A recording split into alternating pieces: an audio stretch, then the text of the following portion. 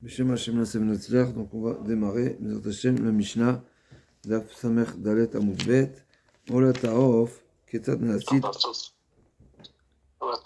Boker Tov, Ola Taof, Ketzat Naasit, Ala la Kevesh Upana la Sovev, Balo le Keren, Deromit, Mizrachi, donc il monte la pente du Misbéach, donc on a dit la pente du Misbéach elle est au sud, le sud vers le nord, et donc quand on tourne à droite, on a le côté sud-est, d'accord? Donc on monte du sud vers le nord, à droite on a l'est. Ayamolek Edrosha Mimuloropa ou Mavdil. Donc là, la différence, une des différences entre le Khatataof et la Olataof, c'est la manière de faire de la Médika. Donc dans le passage précédent, la Gemara détaille de quelle manière on fait la Médika. Ça fait partie des services compliqués au Beth Amikdash, trois services très particuliers. Et il y a deux avis, est-ce qu'on le tient à l'intérieur de la paume de la main ou au dos de la main? En tout cas, c'est pour différentes manières comment tenir la volaille pour pouvoir l'oiseau, pour pouvoir lui faire le médicament, pour faire l'égorger. Maintenant, dans le khatat, c'est marqué qu'on fera vélo yavdil, khatat taof, il était molek, mimoul orpa, véno mavdil. L'agma nous dit dans Choulin qu'en réalité, il y a seulement, on est tenu à sectionner seulement un seul siman. Donc, alors que là, pour la hola, c'est totalement, et on sépare la tête du corps, donc on ne leur pas au mavdil, ou mitza et dama al kir misbeach, donc les matzot et dama, c'est comme s'ils venaient presser le sang de la volaille sur le mur du misbeach.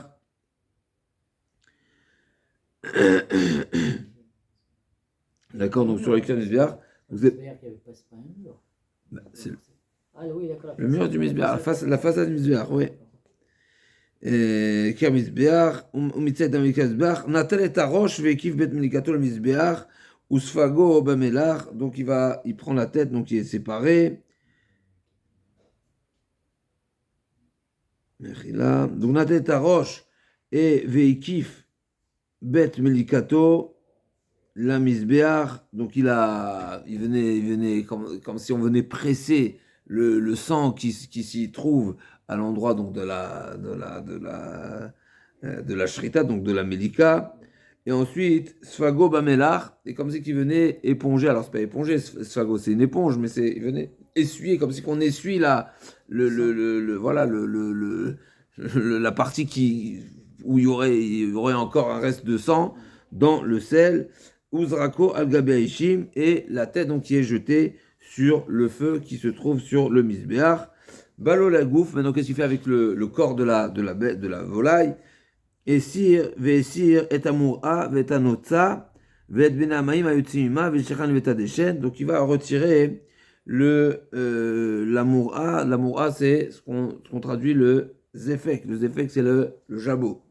Le jabot. Et il y a un chidouche sympathique à ce sujet-là. Comment se fait-il que pour la volaille, il y a cette exigence de la Torah de lui retirer le jabot, parce que simplement la volaille, on craint qu'elle ait été nourrie par des graines qui ne lui appartiennent pas forcément, n'est-ce pas? Elle va picorer. Et donc il y a peut-être des graines qui ne sont pas encore digérées, et donc il se trouve, il y a du gazelle dans ça, donc il faut le rejeter, et donc ça c'est pas offert sur le misbeach. Donc il lui retire le jabot, donc on est dans la volaille, ouais. Le ola taof. Donc le ola taof, la ola, le off, on le shrite pas avec un couteau, on l'égorge avec l'ongle. Ouais. C'est ce qu'on appelle la melika. Maintenant, ouais. Pour le ola taof, on va lui sectionner complètement la tête, et la tête va être séparée du corps, et il y aura deux services. Donc il y a le sang qui va être aspiré, le sang de la tête, et le sang du corps. On va voir le sang du corps, c'est essentiel, on arrive tout de suite dans la Mishnah. Donc il va séparer donc toutes ces parties là, donc là on a dit le jabot avec les plumes, avec les bnéméaïn, même avec les intestins, etc. Tout ce qui vient avec. Comment exactement il le fait, ça c'est pas n'est-ce pas? On va voir ensuite qu'il va également le fendre en deux, la volaille.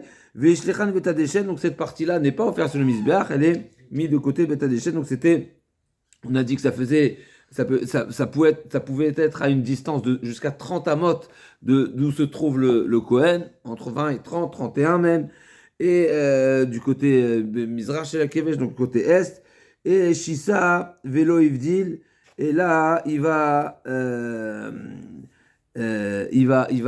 éventrer la volaille en deux, mais l'éventrer sans séparer en deux morceaux. Donc la tête, elle est séparée. Ensuite, il éventre la volaille en deux. Vélo Ivdil, mais ça ne sera pas séparé. Ivdil Kacher, au cas où c'est en deux parties, ça passe. Et qu'est-ce qu'on fait ensuite de cette volaille-là?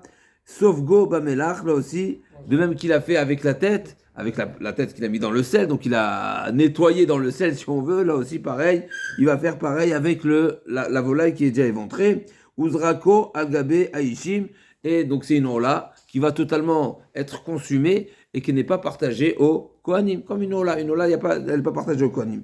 Lo isir amura velo anotsa velo bnei amayim otzima, lo sogo bemelach, kol shina bamacha shimtzei damak shera.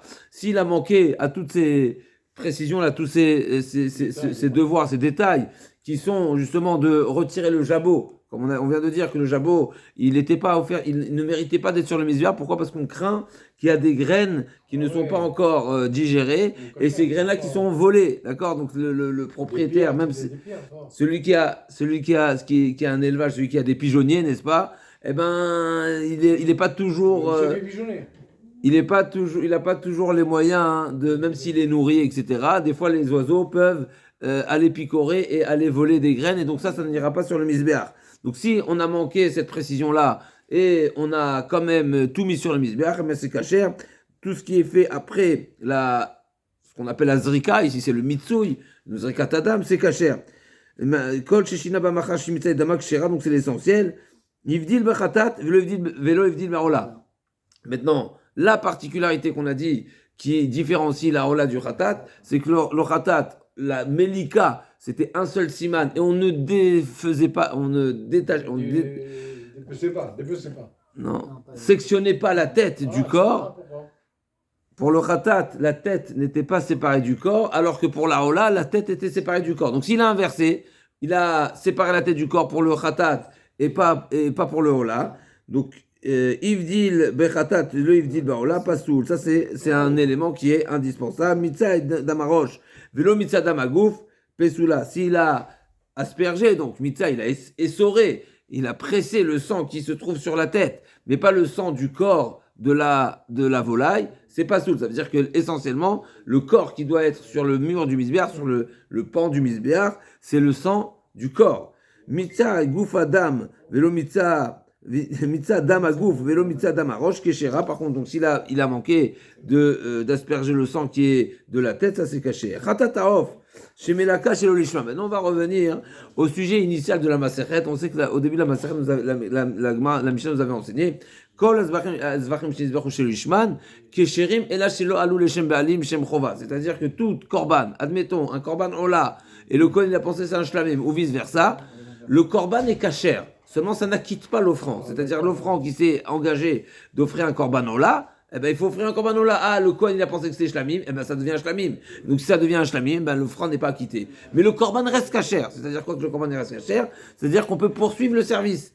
Et celui qui a apporté ça, Eh ben, il devra offrir un autre. encore un deuxième. Eh ben oui, il n'est pas acquitté. C'est le Kohen qui Bonne question. C'est Ça, pas c'est un le autre. qui paye. C'est pas le sujet, ça nous intéresse pas. Ça, c'est Ilchot Nezikin.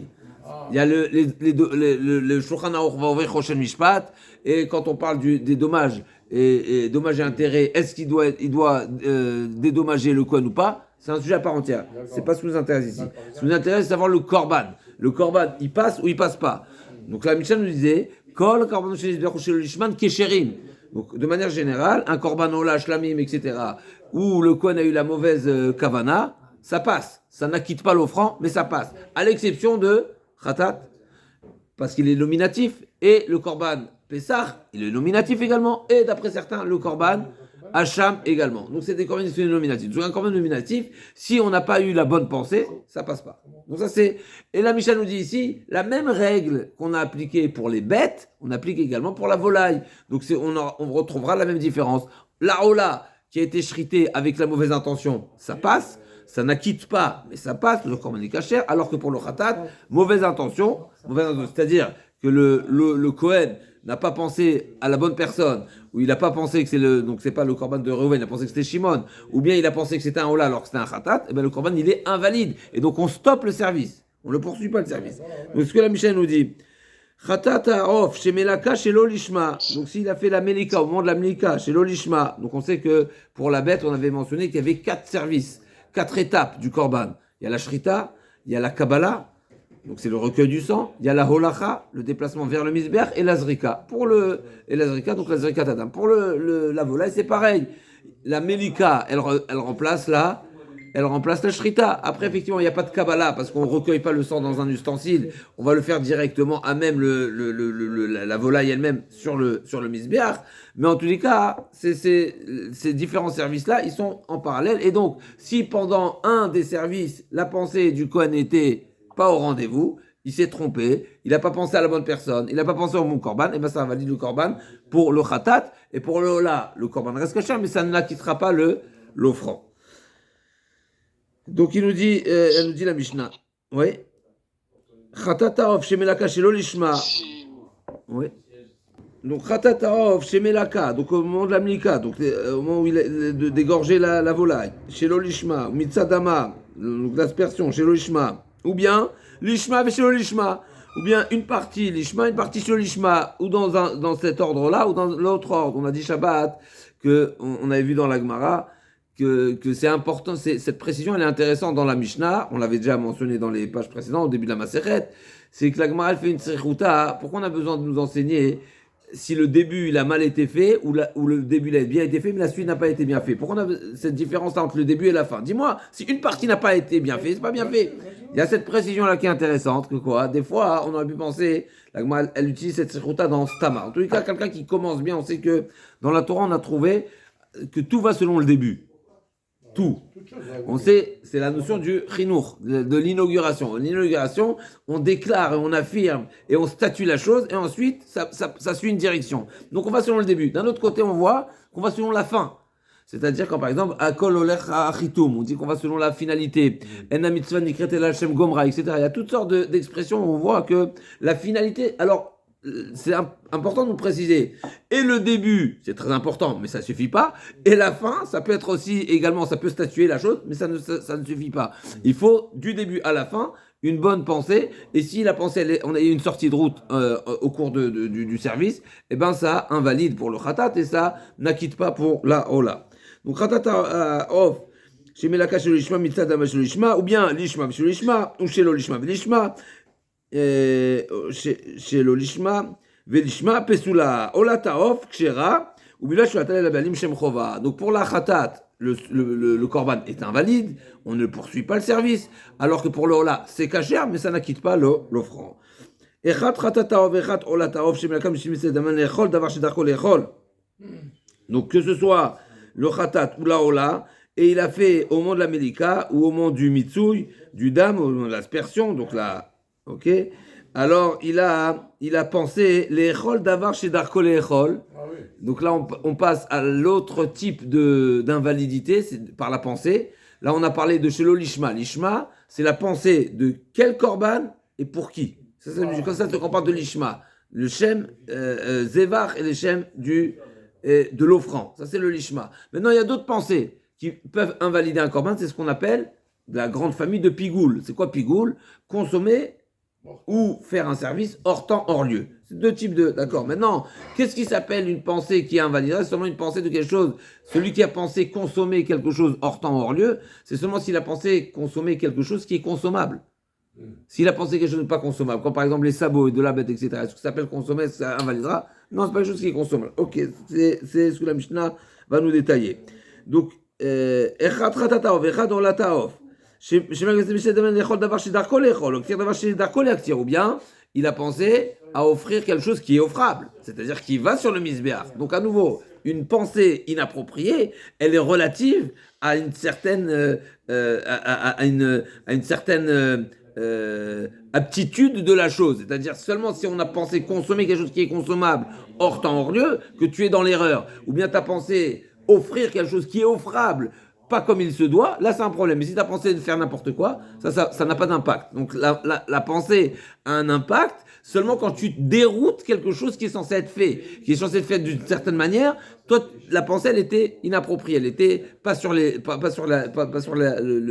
les rails. Mais si tu as pensé une pensée qui est complètement extérieure, ça n'a pas d'influence. C'est juste la... Tir, davar, chez Darko, Léaktir, Routz Limkomo, si c'est hors lieu, pas sous le ven bokaret. On sait on a dit qu'il y a l'appellation, il y a le générique de pigoule, mais c'est pas exact. Parce que dans pigoule, le pigoule type, c'est un pigoule pour lequel il y a karet. Et le pigoule pour lequel il y a karet, c'est le hors temps. Le hors lieu, ça veut dire penser, consommer ou réaliser un service hors temps. Pour celui-ci, il y a karet, c'est condamné karet. Il y a un autre type de pigoule, à nouveau, j'utilise le mot pigoule parce que dans la Torah, d'après une des explications, c'est marqué dans le même pasouk, pigoulou le eratse ve'ochlavonoï, ça c'est aussi bien sur le hors temps que le hors lieu. Mais en tout cas, le hors lieu, il invalide, mais il n'est pas condamnable de karet. Donc c'est ce que la Mishnah nous dit. S'il a pensé du hors temps ou du hors lieu, eh ben ça dépend. Le hors temps sera condamnable karet, le hors lieu, il n'est pas condamnable karet. Maintenant, dans quel cas il sera condamnable de karet? Je simplifie, seulement dans le cas où la seule problématique du korban, c'est une problématique du hors temps. Par contre, si, admettons qu'il y a eu deux problématiques, il y a eu du hors temps et du hors lieu, eh ben il n'y aura plus de karet. Et là, c'était une marloquette qu'on avait vue qu'on a déjà vu, qu'on va revoir ici. Pas l'une l'autre. Non, c'est deux problématiques. C'est deux problématiques. Et si on veut, sans la problématique du hors temps, il y aurait de toutes les façons le hors lieu. Donc c'est une double problématique. Donc 50-50. non, non, non. C'est pas une double. C'est justement pas. C'est pas 50-50. C'est deux problèmes qui nous amènent à dire que la problématique qui normalement elle est condamnable karet, elle sera pas prise en considération. Parce que de toutes les façons, même sans ça, il est de toutes les façons pas sur le korban. Donc deux fois moins, c'est pas plus. Ici, deux fois moins, c'est trois fois moins. Il a deux problématiques. C'est moins plus moins. D'accord? On ne tient pas la première problématique. D'après un avis, c'est la première. Et Chazak ou Baruch, ça va être Rabbi Yehuda. Rabbi Yehuda, il dit... C'est la plus importante. Non. On le revoit dans Olataof. Olataof et Khatataof. Donc, on a dit pour le hors temps, il y a c'est pigoule et c'est karet également, à condition, au bilvad. Chez Akriva Matir, Kemitzvato, Ketzad, Kareva Matir, Kemitzvato, Malak Bishtika, par exemple, il a bien commencé. Umitza Adam, Chotzizmano. Il a bien commencé, mais ensuite, au moment de la Hazah, donc au moment du Mitzu, plus précisément, il avait une pensée hors temps. O Shemalak, l'inverse. O Shemalak, Chotzizmano, Umitza Adam Bishtika. Donc il a fait un des deux services. Donc, dans le off, il y a deux services, il n'y a pas quatre services comme dans la bête, puisqu'on a dit, dans la bête, il y a Shrita, il y a Kabbalah, il y a Holacha et il y a Zrika. Donc, c'est en quatre étapes. Ici, c'est deux étapes, c'est plus court, c'est courté. Mais sur ces deux étapes-là, entre la Melika, l'égorgement, n'est-ce pas, et le Mitsui, s'il en a fait un des deux hors temps, et le deuxième, Bishtika, ça veut dire il a gardé le silence, et bien on considère qu'il y a une seule problématique, et donc sera condamné celui-ci. Ou à cause du début, à cause de la Melika qui a mal été pensée, ou à cause du Mitsui. Par contre, Adam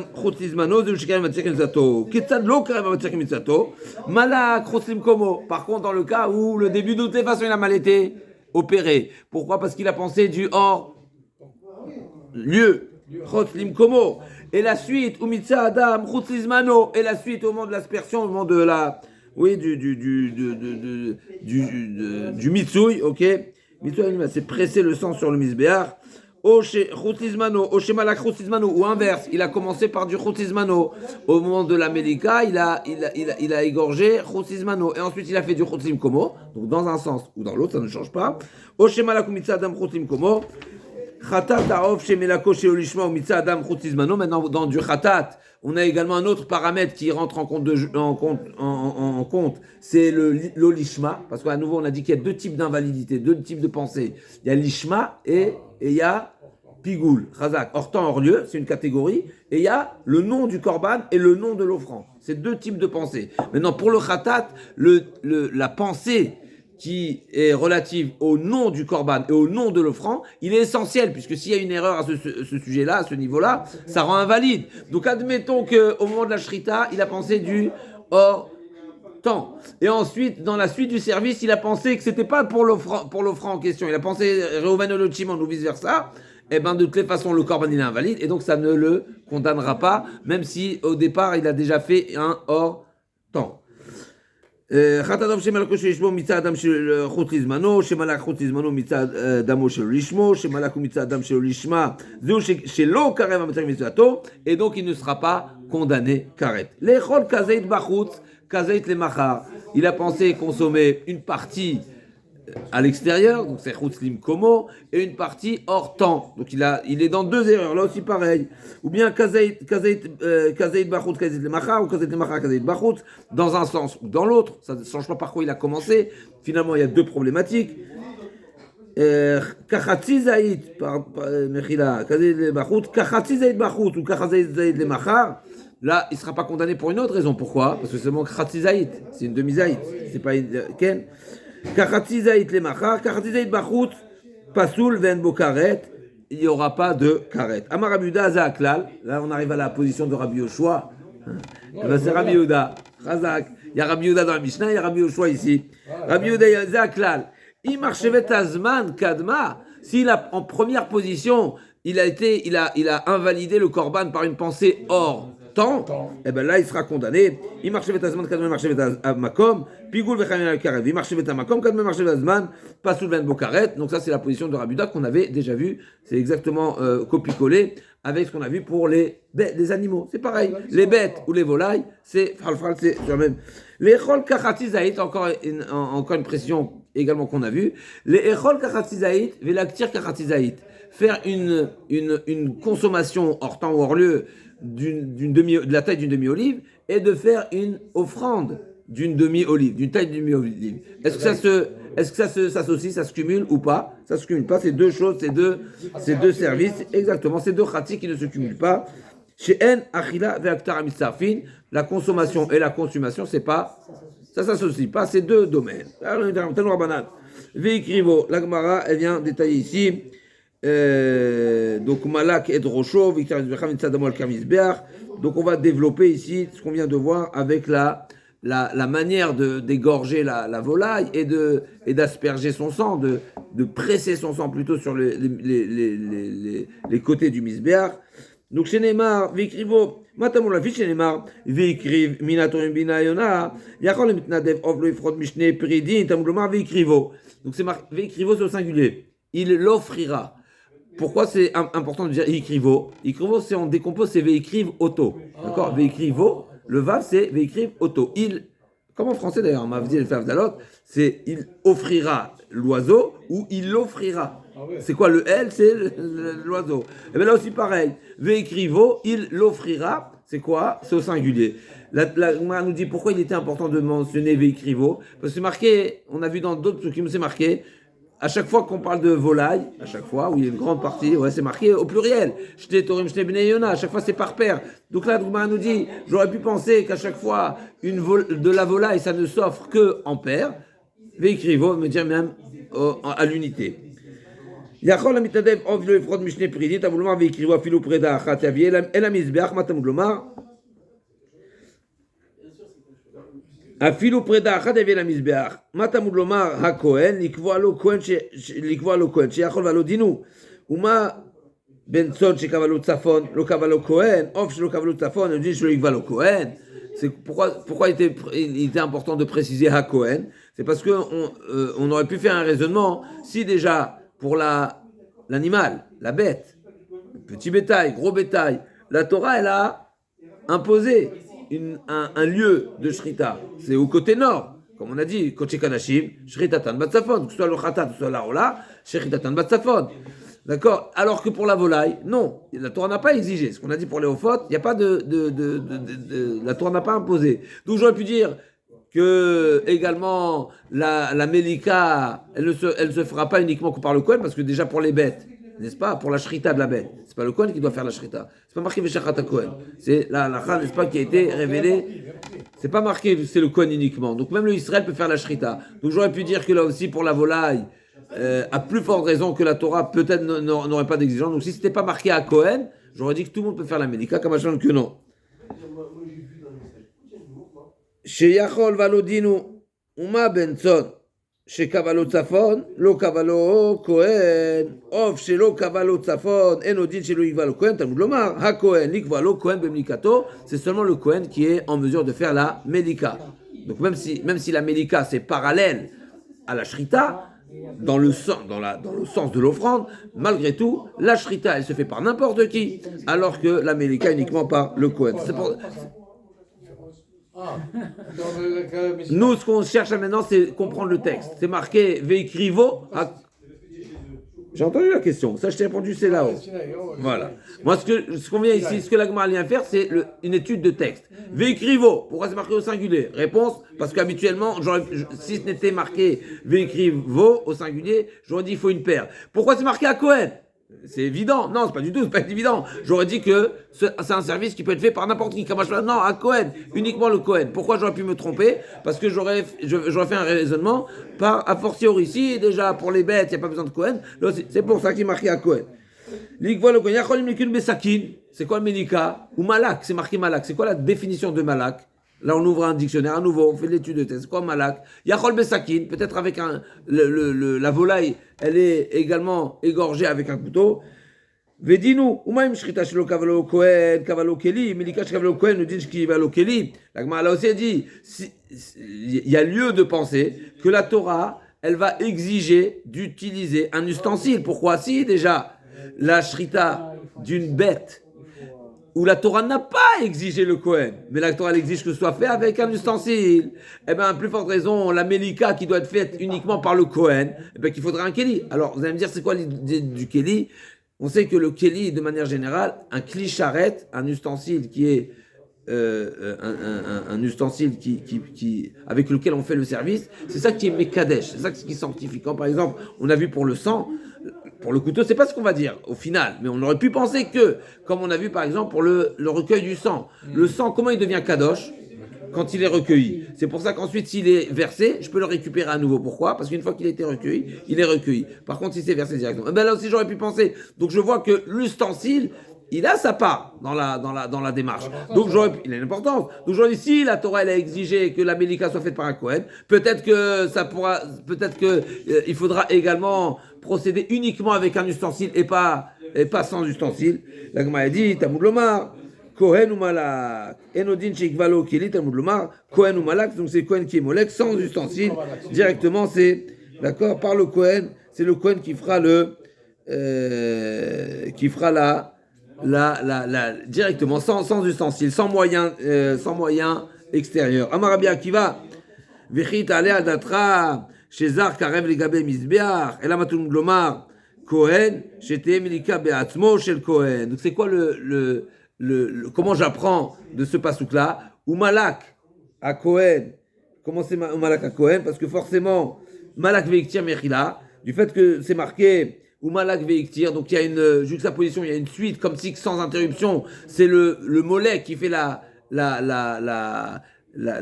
Ktara. Et ça, on sait très bien que qui est-ce qui fait la Ktara? C'est sûr que c'est uniquement le Kohen. Et du fait, c'est marqué ou Malak à Kohen Veiktir, comme si que la Torah a besoin de nous préciser que le Kohen, c'est le Kohen qui fait la Ktara, qui offre sur le Mizbeach. Mais ça, c'est une évidence. Forcément, ce pasouk qui veut dire non. Ou Malak à Kohen, c'est le Kohen qui fait la Melika. Ça veut dire quoi? Avec son corps lui-même, avec son pouce, avec son ongle, et sans utiliser de couteau. Talmud Lomar, ou Malak Vitzema, Ktara Berosh Mizbeach, Af Melika Berosh Mizbeach. Et ensuite, où est-ce que ça se fait? Donc, juste une page, juste une ligne. Vechitale Adatra, Shezar, Karam de Gamizdeach, et là, Talmud Lomar, HaKohen, Shete Melika Beatzmo Shel Kohen, c'est lui-même qui va opérer il va égorger avec son propre corps et sans utiliser d'ustensile.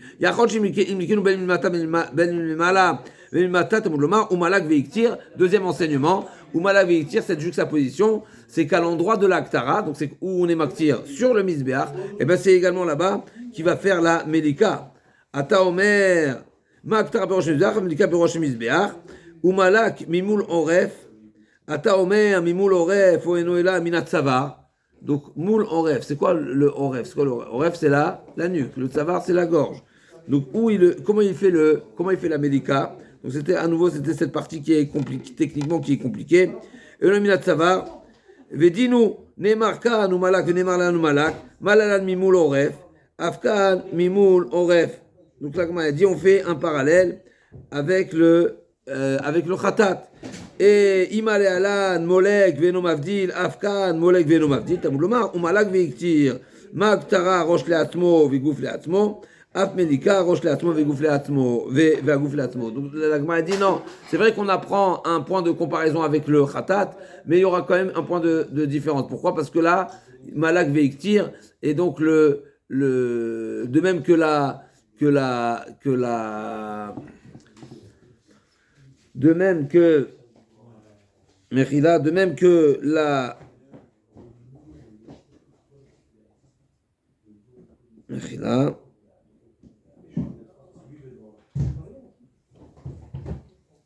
de même que la Haktara, elle se fait en deux temps, Mechila, de fait que la Haktara elle se fait en deux temps, et bien pareil, la Melika, elle exige que ce soit complètement séparé. Avdala. Donc nous on cherche à savoir d'où on sait que même si c'est marqué Ivdil, mais en tous les cas, puisque on a fait comment on appelle ça, un parallèle entre le Khatat et la Ola, on ne la fait pas à tous les niveaux. Donc encore une fois, la Melika,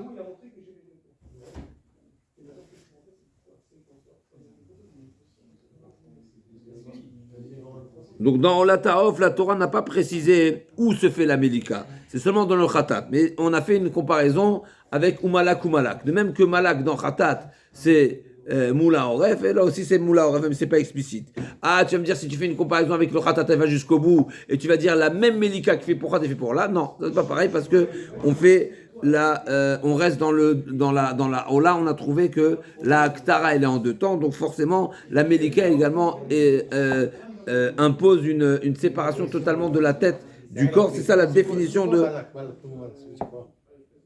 égorger avec l'ongle.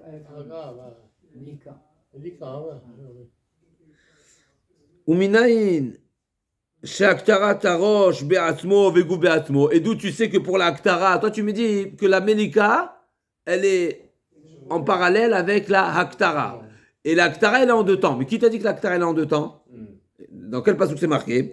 Uminaïn Shaktara arosh be'atmo, aguf be'atmo, shenemar. Veiktir oto, veishisa oto biknafav lo yavdil, veiktir oto. Araktarat aguf amura, amani mekayem, veiktir amizbecha, beaktarat arosh akatu medaber. Donc c'est marqué, forcément, si c'est marqué velo yavdil dans veishisa oto biknafav, veishisa on a dit c'est fendre, d'accord? Un shesa c'est une fente. Donc c'est éventrer la volaille en deux, lo yavdil, il ne va pas la séparer. Et donc c'est déjà marqué veiktir oto. Donc on a déjà un premier iktiroto qui parle du corps de la volaille. Donc forcément, l'autre Umalak et Drosho Viktir Amizbecha, quand c'est marqué Umalak et Drosho, donc forcément Viktir Amizbecha qui est mentionné dans la Melika, forcément c'est la Haktara de la tête. À nouveau, nous on a dit que la Melika du Khatat et la Melika de la Ola, ils ont un point commun, mais ils ont un point de différence. Ils ont un point commun où elle se fait la Melika, de quelle manière, mais pas dans le détail, parce que dans la Khatat, c'est un seul siman, et on ne sépare pas la tête, et alors que pour la Ola, c'est les deux simanim, on sépare la tête. D'où on sait qu'on sépare la tête au moment où on égorge, parce qu'on fait un parallèle avec la Aktara, avec l'offrande. Et pour l'offrande, c'est en deux temps. Et d'où tu sais que l'offrande, c'est en deux temps? La tête séparée, le corps séparé, parce que c'est marqué deux fois Veiktir Amizbecha. Forcément, l'un, Veiktir, c'est pour le corps de la volaille, et le deuxième Veiktir, c'est sur la tête qui est méliquée. Donc, Amani Mekaye, Veiktir Amizbecha, Baktara Tarosh, Akatou Medaber. Venimtsa Damo, donc on a dit qu'il va presser le sang sur le mur du Mizbeach. Venimtsa Damo, c'est pas marqué Venimtsa Midamo, Midama Khatat, Midama Par. Venimtsa Damo, d'ici j'apprends, Kulo. Il faut vraiment vider le sang sur le Mizbeach. El Kira Mizbeach, Velo Al Kira Kevesh. Ça doit être sur le mur, le pan du Mizbeach, et pas de la pente. D'accord? Velo Kira Echal, Veze Zekira Elion, Oeno et la Kira Tarton. Maintenant, tu me dis, c'est sur le mur du Misbeach. Ok. C'est pas ni sur le mur du Kevesh, ni sur le Echal, mais c'est sur le Misbeach. Ok. Maintenant, le Misbeach, où on sait très bien qu'il y a un différent niveau dans le mur du Misbeach. Il y a sous la ceinture et au-dessus de la ceinture. À quel endroit il le fera? Ma Bema Lagma a dit, Vedinu. Donc,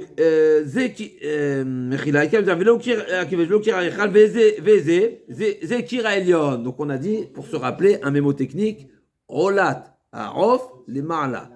Rolat Arof les Ma'ala. Alors que, Rolat Arof les Ma'ala. Je précise, seulement la Rola, seulement du Off, c'est là-haut. Alors que le Khatat Arof, c'est en bas. À retenir. Et pour les bêtes, c'est l'inverse. Une bête qui est Rola, c'est en bas.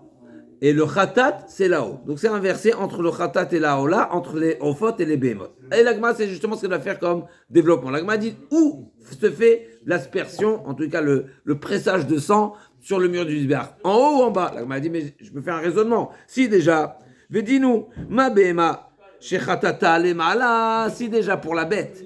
Donc les corbanotes à partir d'animaux. Où le khatat, il est là-haut, et mais malgré tout, la hola, elle est où? En bas. Donc normalement, la hola, c'est plus que le khatat. Il y a un plus dans la hola, il y a un plus dans le khatat. La hola, elle a un plus, c'est qu'elle est totalement consumée. Donc c'est Kodesh Kadashim, elle est totalement sainte, n'est-ce pas? Alors que le khatat, elle est consommée également. Mais d'un autre côté, le khatat, il a aussi un plus par rapport à la hola. C'est quoi? C'est qu'il est expiatoire. Ça expie même des fautes qui sont carrette, donc c'est grave, ça veut dire que ça a une grande capacité. Donc, khatateola, ok, khatateola. Donc, l'agma veut dire, si déjà dans les animaux, la ola elle est en bas, même que la khatat elle est là-haut, la ola elle est en bas, hein, et bien la plus forte raison que tu vas faire le raisonnement, si déjà le khatat il est en bas, plus forte raison que la il est en bas, d'accord? Donc on utilise, on va dire une certaine logique, un certain parallèle ou une certaine indicateur qui vient nous permettre de raisonner, même si à nouveau, il y a une logique à droite et à gauche. Mais en tout cas, je vois, malgré, dans la bête, malgré que l'aspersion du khatat, il est là-haut, la hola, elle est en bas. Ça veut dire quelque part, la hola, elle est inférieure au khatat. Et c'est pour ça qu'on le fait en bas. Même si alors, à plus forte raison dans les rofot, où le khatat, il est en bas, mais à plus forte raison que la hola sera aussi en bas. Non, en bas. Parce que la hola, elle est moins. On a prouvé à partir de la bête que l'aspersion de la hola, elle est inférieure à celle de la khatat. Parce que la preuve en est que le khatat à BMA, tu le fais là-haut, et la hola, tu le fais en bas. Donc la hola est moins. Et bien là aussi, c'est moins. Si déjà le khatat, tu le fais en bas, et bien la hola aussi, tu le feras en bas. Donc ça, c'est le raisonnement de la Gemara. Donc la Gemara dit, Vedinu.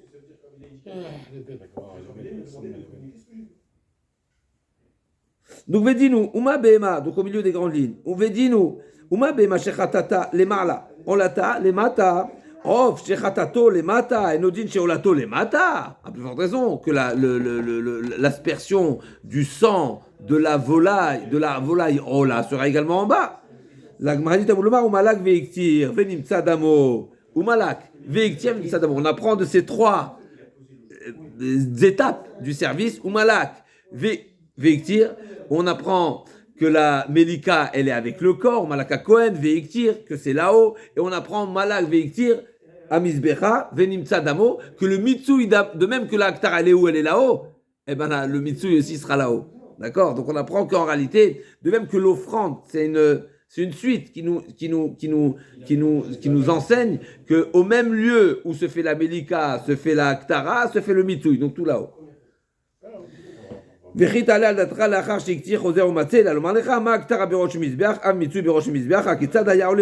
comment ça se passait?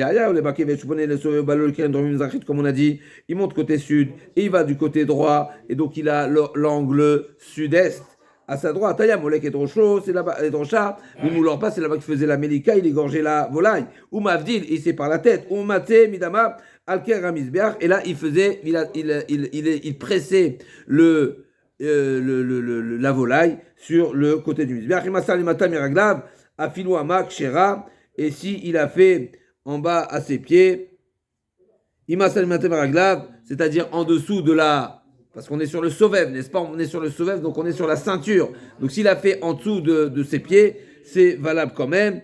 Afilou Amak Shera, parce que qu'est-ce qu'on appelle le haut du misbéach.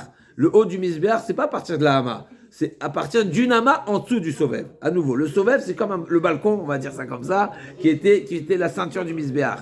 Mais c'est pas ça le karkov. Le karkov, c'est pas ça, c'est pas ça là-bas le ceinture. On appelle ça la ceinture, on appelle ok.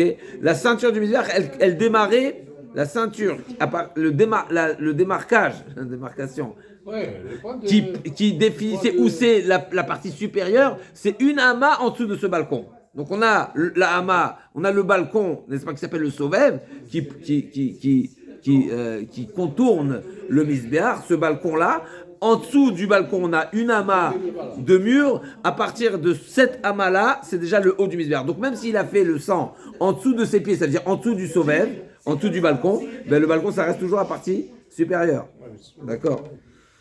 Rabbi Nechama et Rabbi Zer ben Yaakov אומרים, כל העצמי נעשית אלא בראש מזבח, מה יבנוה בעבר אבדם תביו, עושה מערכה על גבי סובב, היכה בניו. Donc d'après un deuxième avis, tout se faisait là-haut. Et c'est quoi le point de discussion? C'est nous enseigner justement qu'il avait même une maracha, il y avait un foyer qui était sur le sovev lui-même.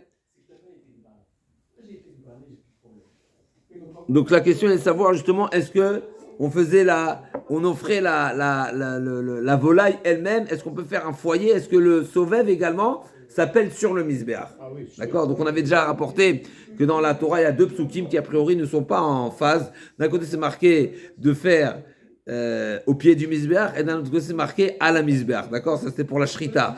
D'un côté c'est marqué à l'ierech misbéach tafona et d'un autre côté c'est marqué valita ala volotecha vezavarta ala volotecha v'shamecha ala, ça veut dire dessus. Maintenant c'est quoi dessus? Dessus c'est sur la plateforme.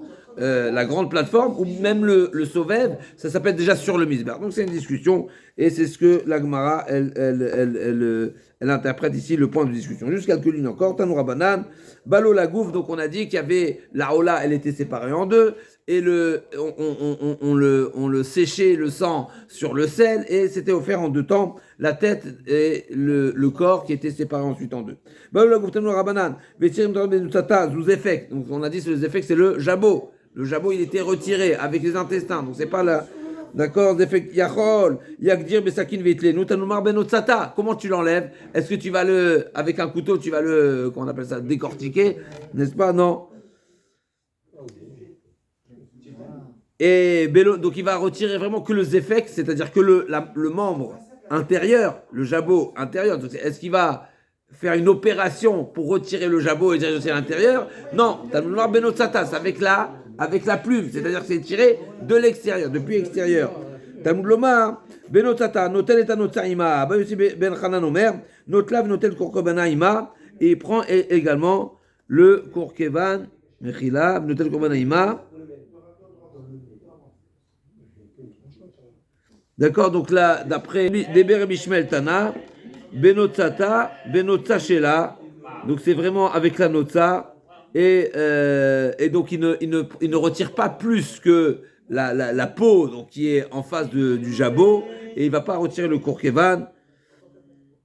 Donc Kodra Besakin, et donc d'après Abishmel, oui, il faisait une entaille avec un couteau et Kemin Aruba de manière à pouvoir retirer le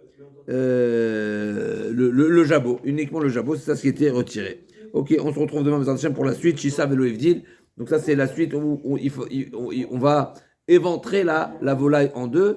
Mais il fallait pas forcément obtenir deux morceaux, c'est seulement l'éventrer. Mais l'Oy Avdil, ça reste en une pièce. On se retrouve demain.